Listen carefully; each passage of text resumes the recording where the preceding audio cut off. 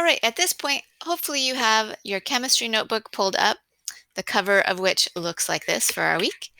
Go to slide number 2, and I would like for you to start taking notes in the section that's titled, What is this chemistry notebook? So it should be this yellow box right here.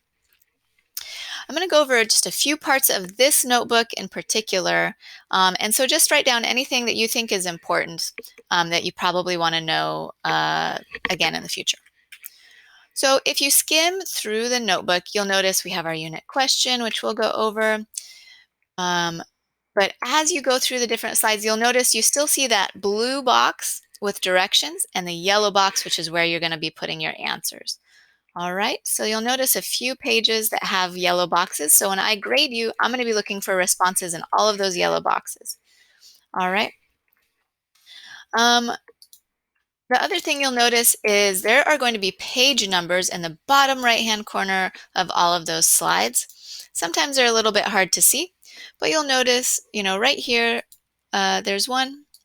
And so I might say navigate to slide 10 or to slide 9, and you can find the numbers over here in the left-hand column, or you can see the page numbers down there in the bottom.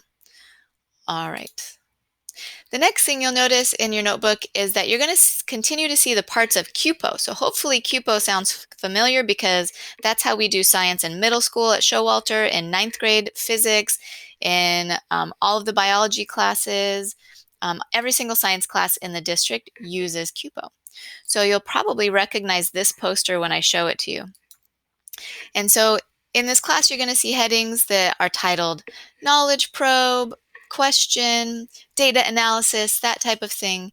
And we're going to continue to do those, although I'm a different teacher than your other teachers. So you might notice that maybe I structure things a little bit differently, but the whole point is we wanted to be able to speak the same language around science so you guys know exactly what to expect. Oh my goodness, my screen is being very slow.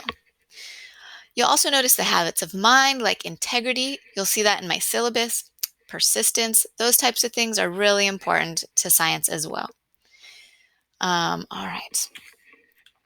Okay, let's talk briefly about synchronous and asynchronous learning.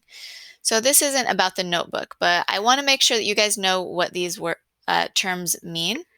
And so today is a synchronous day where we're actually learning together. I'm giving you instruction together. We're in class together. And so we're going to have some days that are synchronous. And then we're going to have other days that are asynchronous. And I'm going to experiment with this again. This is a day where you are working individually and you do not need to log in to Zoom.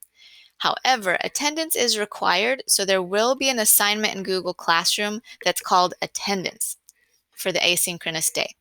And then I will be in Zoom, so if you do have questions, you can always log on and ask, or if you're confused about if it's synchronous or asynchronous, you can just log on and then I'll let you know. All right, so on Friday this week, we're going to have an asynchronous day. Let's go ahead and navigate to the syllabus. So in your notes section, go ahead and find the section that says syllabus. So that's on slide 2 of your chemistry notebook.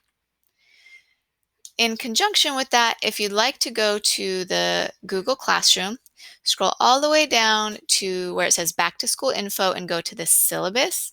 You can click on that and pull up the syllabus. And it should look something like this.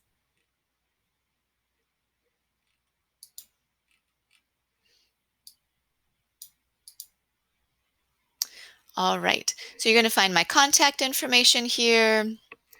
My Google Voice number, you can always call me or text me on this number. You guys already have been really good about sending me emails.